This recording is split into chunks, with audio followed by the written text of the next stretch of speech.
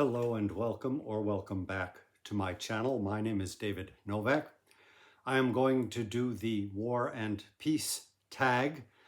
This was a tag originally created by Trotalibros and by Magrat Ahostiernos as the Guerra y Paz tag. That is Spanish booktube. Grix at Grix, etc. has translated that tag, and he also tagged me. So I will put in the description box Grix's video with his version of the tag, as well as the videos done by the originators. I will also list the prompts. There are 12 of them, so that if you desire to do this tag, you can just look up those prompts or questions easily. Now, it's called the War and Peace tag, but none of the questions or prompts require any kind of a knowledge of the mammoth book by Tolstoy. I and a good number of people around BookTube recently read War and Peace, and what these questions do is take characters from the story and then ask a question that somehow relates to one of those characters. So you don't really need to know the characters themselves. But let me start. Number one, Pierre Bezukhov. A book that came to you by chance and unexpectedly became one of your favorites. Well, let us talk about Dante. There are a lot of books that have come to me by chance, even more by chance than this, but none of them that I can think of has become one of my favorites. This was a Christmas gift from my sister when I was young. I don't know how much she knew about Dante. Everybody in my family seems to have known that I was really into poetry, because one year my mother gifted me this. So these are the actual copies that I was given. Dante, of course, I went on to read the further 2 volumes in the Penguin edition, which was the Dorothy Sayers translation.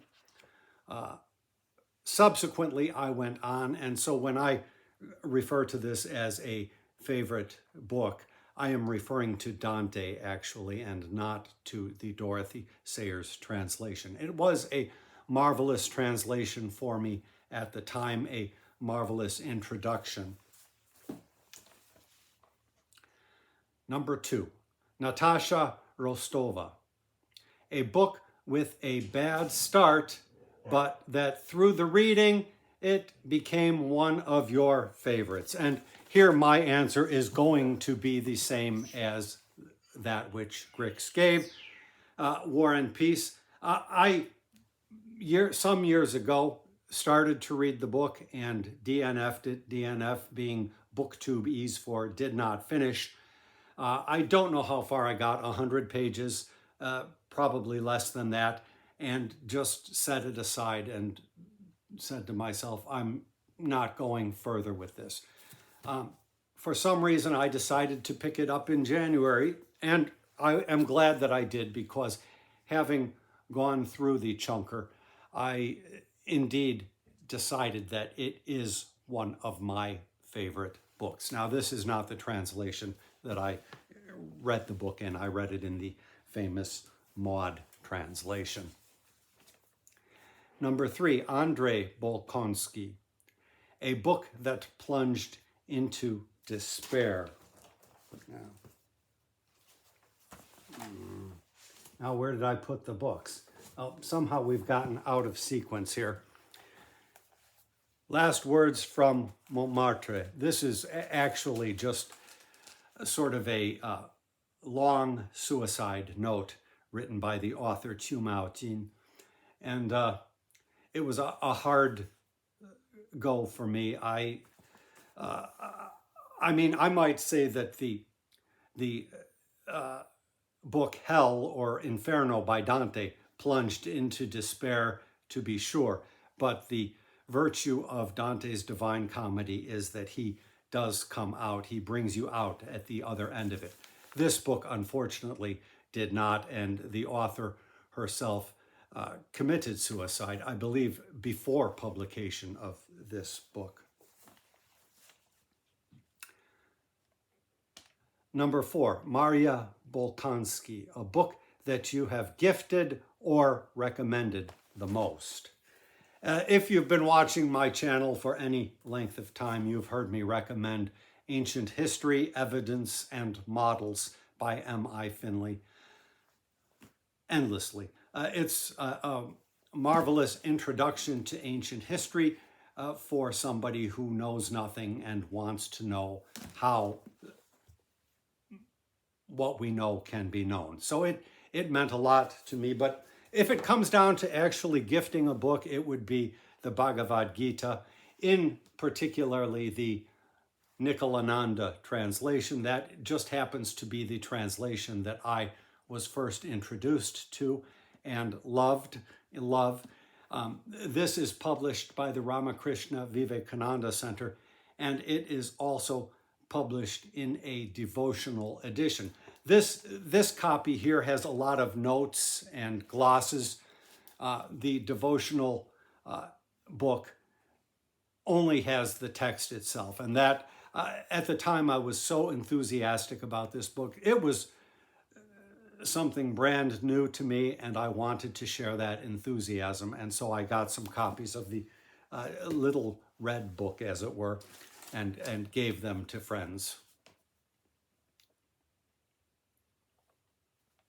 Number 5, Nikolai Rostov, a character that you loved and hated at the same time. This, for me, is not applicable. I don't look at characters in that way. I don't love or hate them. I don't tend to see them as all that real. Not real enough to love or hate, let me say. Although I am enjoying the monkey in Journey to the West, which I am reading now quite a bit. So number 6, Mikhail Kutuzov, an unpopular book that you love. Haha.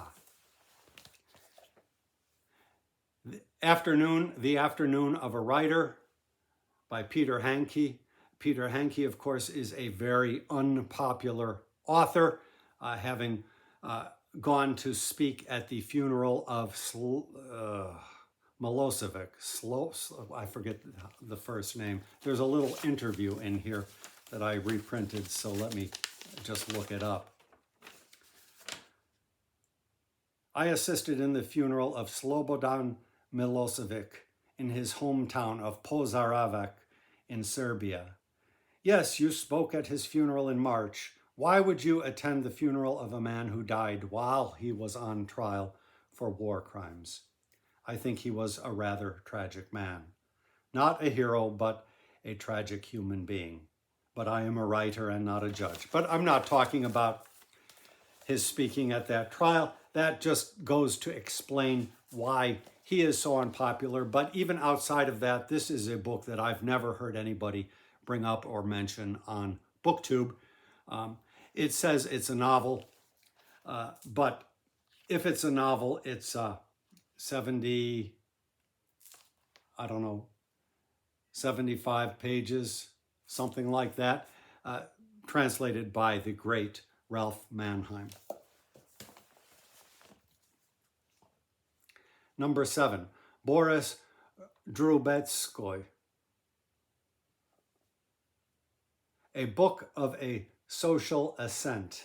Now, this is not a book of a social climbing. I know I've read a number of books about, say, a female character that engages in social climbing and comes from humble origins and becomes quite wealthy. I think Moll Flanders might be a book of that sort, but I have not read Moll Flanders.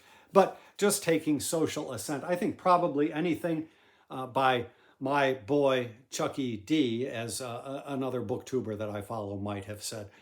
Charles Dickens I read these a couple of years ago, both of these, and I think the story of Pip qualifies in Great Expectations, but I'm going to say Oliver Twist. Oliver famously beginning as an orphan, and at the end he gets adopted by Mr. Brownlow. Of course, I was introduced to that story in the Carol Reed film, which was of the musical done by Lionel Bart. And when I read this book, I decided that all the extra scenes that Dickens included, which were left out by Carol Reed or by Lionel Bart, were indeed not necessary. They were superfluous.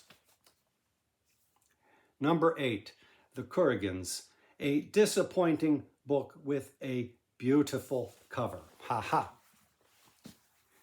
The Idiot. This I have in a folio edition. I DNF'd this book. I did not like the story, but look at that beautiful cover. The illustrations inside are also lovely, if I can find you something.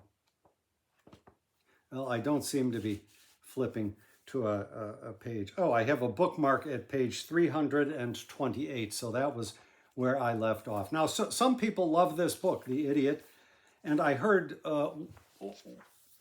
one of my booktubers that I follow say that the character of the Idiot is very similar to that one brother in the Brothers Karamazov. Is it Alyosha?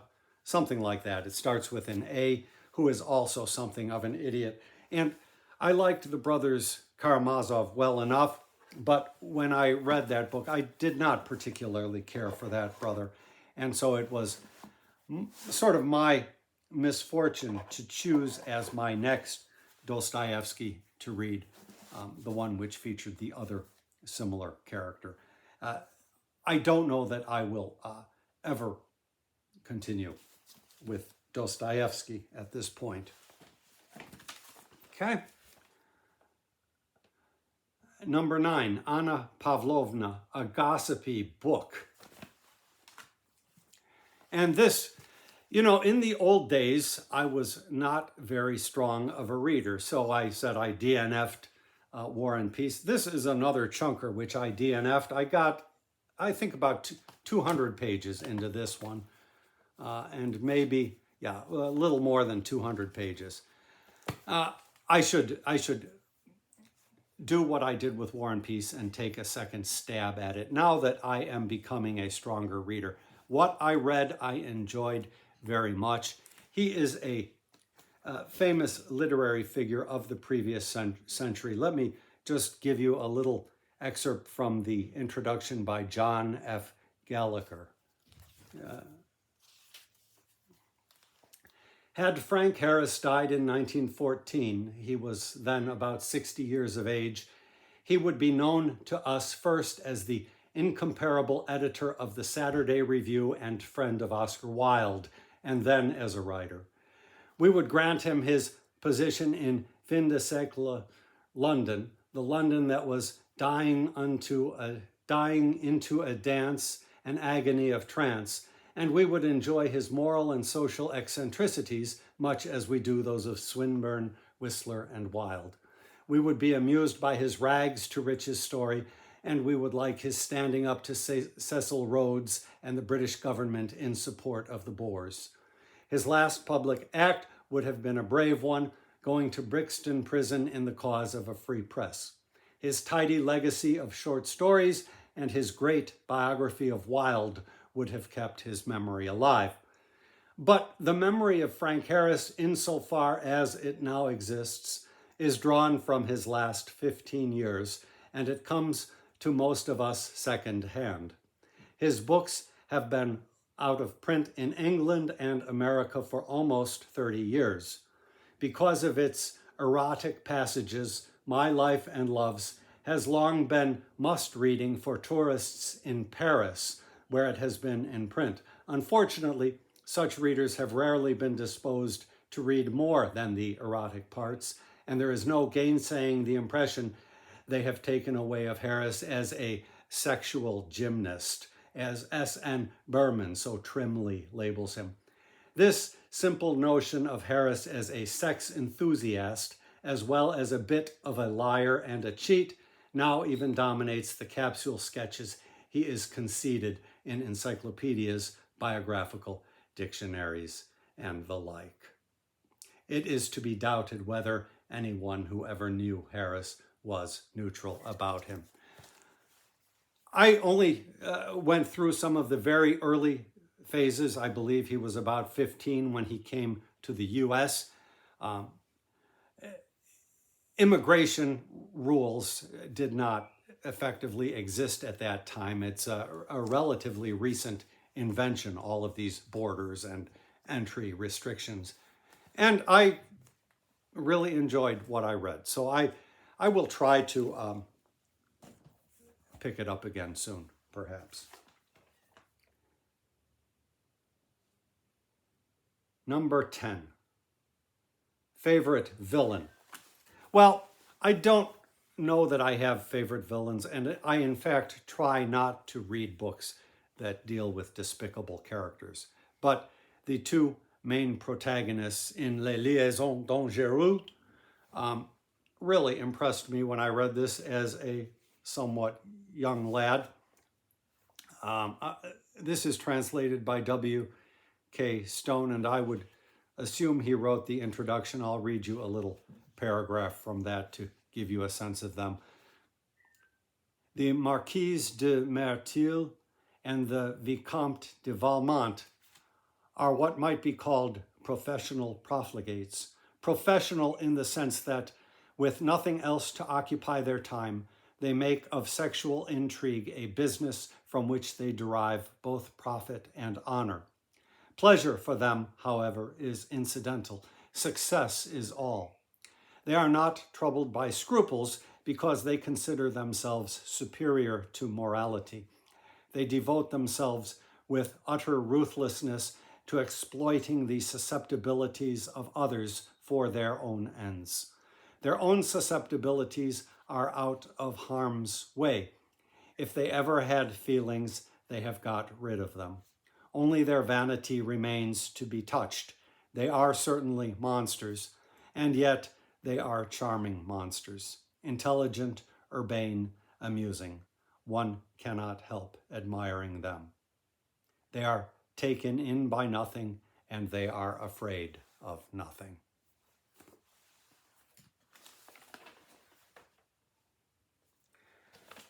Number 11, Platoon Karataev.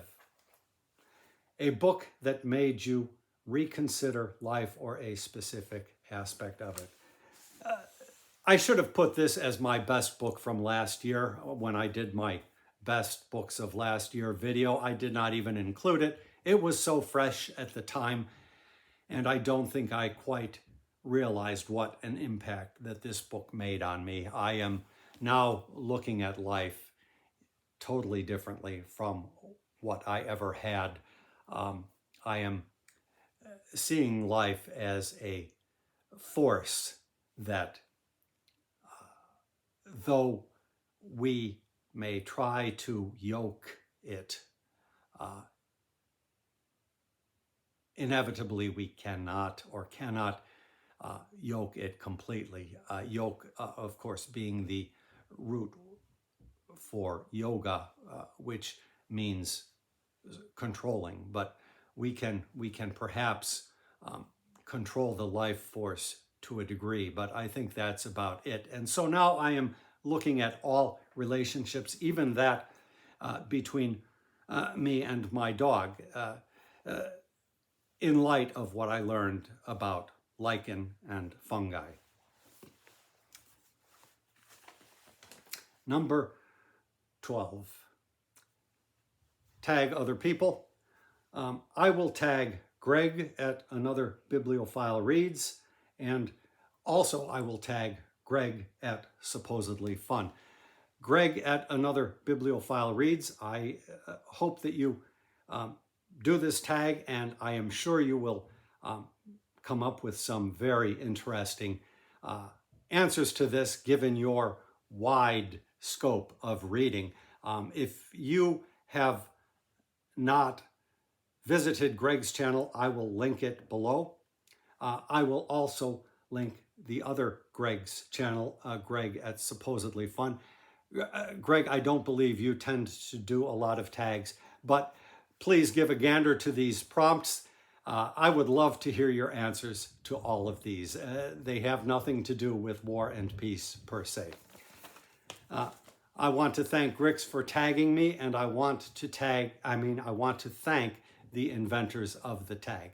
Thank you very much for stopping by my channel.